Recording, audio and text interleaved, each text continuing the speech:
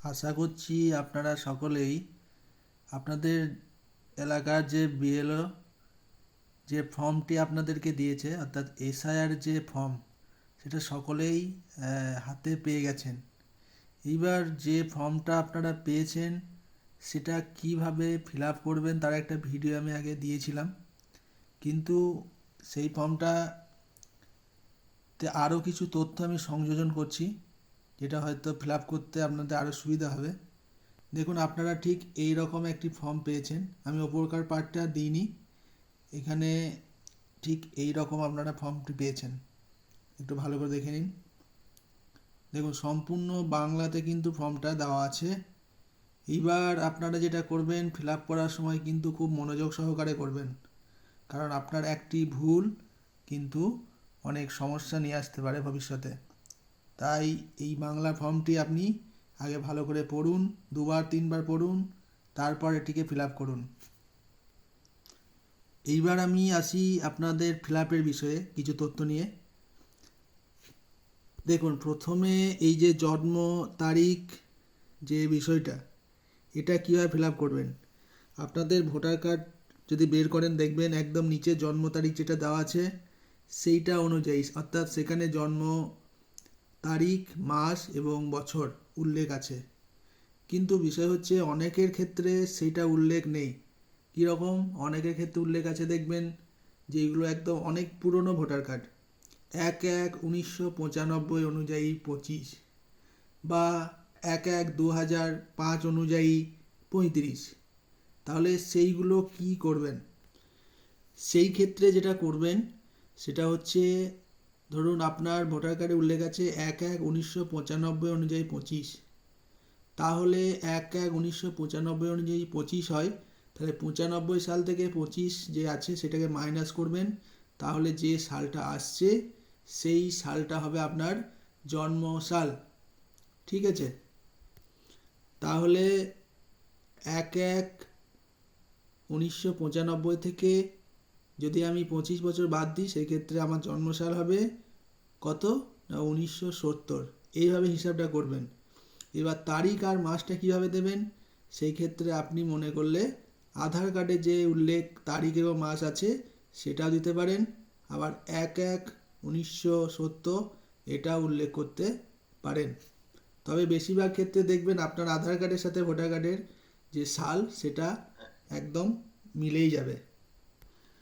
তাহলে আশা করছি জন্ম তারিখের বিষয়টা ক্লিয়ার হলো। এবার আসুন আধার নম্বর। এটা আছে ঐচ্ছিক, এটা আপনি দিতেও পারেন, নাও দিতে পারেন, তবে আমার মনে হয় সেটা দিয়ে দেওয়াটাই শ্রেয়। এরপর আসুন মোবাইল নম্বর। এখানে আপনার ভোটার কার্ডে বা আধার কার্ডের সঙ্গে যে নম্বরটা লিঙ্ক আছে সেটা দিলেই আমার মনে হয় বেশি ভালো হয়। এবার দেখুন, পিতার অভিভাবকের নাম। এই পিতার বা অভিভাবকের নামের জায়গায় কি করবেন না, এখানে আপনার পিতার নাম সেটা যা আছে আপনার ভোটার কার্ডে, অর্থাৎ বর্তমানে 2025 সালে আপনার ভোটার কার্ডে যা আছে সেইটা লিখে দেবেন। এইবার কিছু কিছু ক্ষেত্রে কি, বিবাহিত মহিলাদের ক্ষেত্রে সেখানে পিতার নামের পরিবর্তে স্বামীর নাম আছে, তাহলে কি করবেন, এখানে পিতার নামটা দেওয়াই ভালো। এবার পিতা এবং অভিভাবকের এপিক নম্বর। এখানে একটা বিষয় বলে রাখি, যদি আপনার অভিভাবক বা পিতা যদি জীবিত থাকেন তাহলে অবশ্যই তার এপিক নম্বরটা দেবেন। এইবার প্রশ্ন হচ্ছে, যদি কারো অভিভাবক বা পিতা মারা গিয়ে থাকে তাহলে সেই ক্ষেত্রে কি করতে হবে? সেই ক্ষেত্রে আপনি এপিক নম্বরটা দেওয়ার কোনো দরকার নেই। এরপর মায়ের নাম, আপনার মায়ের নাম লিখবেন। একইভাবে মা যদি জীবিত থাকে অবশ্যই তার ভোটার কার্ডটা দেবেন, এবং কোনো ক্ষেত্রে যদি কারো মা মৃত হয় সেই ক্ষেত্রে এপিক নম্বর দেওয়ার কোনো প্রয়োজন নেই। এরপর দেখুন স্বামী এবং স্ত্রীর নাম, স্বামী/স্ত্রী। এখানটা কি করবেন, এখানে বিবাহিত মহিলা এবং পুরুষদের ক্ষেত্রে, যারা বিবাহিত পুরুষ সেই ক্ষেত্রে তার স্ত্রীর নাম এবং তার নিচে এপিক নম্বর, এই যে এপিক নম্বর আছে সেটা দেবেন। একইভাবে বিবাহিত যারা মহিলা তারা তাদের স্বামীর নাম এবং স্বামীর এপিক নম্বর, অর্থাৎ ভোটার কার্ডের নম্বরটা সেখানে লিখে দেবেন। তো এইভাবে পার্ট এ যেটা সেটা কিন্তু ফিল আপ করে নিলেন। এবার আসবো আমরা কোথায় না পার্ট বি এবং পার্ট সি। এবার পার্ট বি এর ক্ষেত্রে সবাই জানেন যে এখানে 2002 সালের যে ভোটার লিস্ট, সেখানে যদি আপনার নাম থাকে তবে আপনি এই দিকে যেখানে লেখা আছে সর্বশেষ এসআইআরে নির্বাচক তালিকায় থাকা নির্বাচকের বিবরণ, এইখানটা ফিল আপ করবেন। সেই ক্ষেত্রে কিছু বিধি একটু জেনে রাখুন। ধরুন আপনার নাম 2002 সালের ভোটার লিস্টে আছে, সেক্ষেত্রে আপনার নামটা এখানে লিখবেন। আপনার 2002 সালের যে লিস্টে ভোটার কার্ড নম্বর সেটাই লিখবেন, এবং নামের বানানটা কিন্তু 2002 সালের ভোটার লিস্টে যা আছে সেটাই লেখার চেষ্টা করবেন। তাহলে ভোটার কার্ড নম্বর দিলেন। এবং আত্মীয়ের নাম কি হবে? আত্মীয়ের নাম হবে আপনার 2002 সালে যে ভোটার লিস্ট, সেখানে আপনার পিতার নাম বা বিবাহিত যারা মহিলা তাদের ক্ষেত্রে স্বামীর নাম যেটা আছে তারা সেটা এখানে আত্মীয়ের নামের জায়গায় লিখবেন। এইবার সম্পর্ক, এই সম্পর্ক বিষয়টা কি করবেন? এইখানে অনেকের কনফিউজ আছে। দেখুন এখানে যদি আপনি আপনার নাম লেখেন এবং এখানে আপনার বাবার নাম লেখেন, তাহলে এখানে সম্পর্কটা কী হবে? আপনার পিতা। এখানে আপনি আপনার নাম লিখলেন, এখানে মায়ের নাম লিখলেন, সেক্ষেত্রে কী হবে? মাতা। এখানে আপনি কোনো বিবাহিত মহিলাদের ক্ষেত্রে কী হবে? যে তার নিজের নাম, তার স্বামীর নাম, কী হবে সম্পর্কটা? তার স্বামী। এরপর আপনার 2002 সালের যে ভোটার লিস্ট, অর্থাৎ আপনি যে বিধানসভায় বিলং করছেন তার জেলা, এবং এখানে রাজ্যের নাম আমাদের পশ্চিমবঙ্গ, এবং বিধানসভা অর্থাৎ যে বিধানসভা ক্ষেত্রে আপনি বিলং করেন সেটা এখানে লিখে দেবেন। এরপর বিধানসভা ক্ষেত্রে নম্বর, অর্থাৎ ভোটার লিস্ট 2002-এর যে ওপরে একদম লেখা থাকবে দেখবেন বিধানসভার নম্বর, তার একদম ডান দিকের অংশ লেখা থাকবে বিধানসভার অংশ নম্বর, এবং ক্রমিক নম্বর হচ্ছে দেখবেন সিরিয়াল নম্বর, অর্থাৎ 1 2 3 করে আপনার যে নাম্বার আছে সিরিয়াল সেটা কিন্তু ফিল আপ করবেন।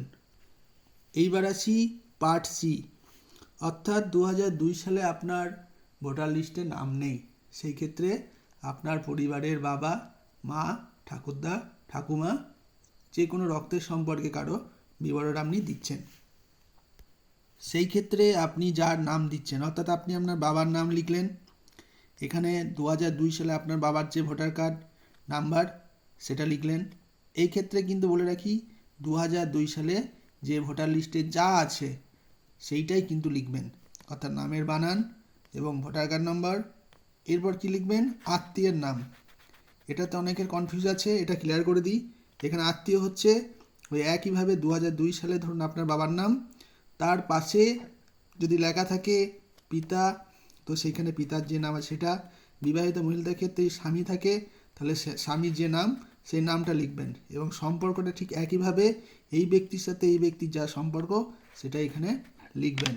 এরপর 2002 সালের যে ভোটার লিস্ট, সেই লিস্টে দেখবেন আপনি আপনার আত্মীয়, অর্থাৎ আপনার যে রিলেটিভ, অর্থাৎ রক্তের সম্পর্কে যার ভোটার লিস্টের তথ্য আপনি এখানে তুলে ধরেছেন, সেই ক্ষেত্রে আপনি যদি আপনার পিতা মাতা, ঠাকুরদা ঠাকুমার তথ্য তুলে ধরেন, সেই ক্ষেত্রে কি করবেন?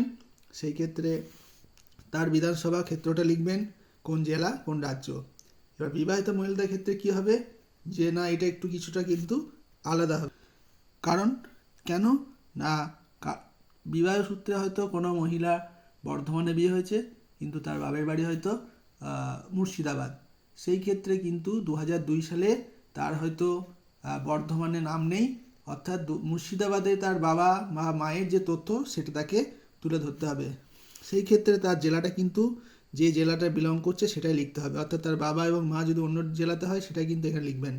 এখানে রাজ্যের নাম এবং সেখানকার যে বিধানসভা সেটা উল্লেখ করবেন। একইভাবে বিধানসভার ক্ষেত্র নম্বর, যেটা 2002 সালে আপনি আপনার যে রক্তের সম্পর্কে যা তথ্য দিচ্ছেন তার ওপরে যেখানে যে বিধানসভা তার নম্বরটা লিখবেন। এখানে ওপরের দিকে ডান দিকে 2002 সালে যে লিস্ট আছে তার অংশ নম্বর এবং তার যে সিরিয়াল নম্বর, অর্থাৎ 1 2 3 করে যে সিরিয়াল নম্বর আছে সেই ক্রমিক সংখ্যাটা লিখবেন।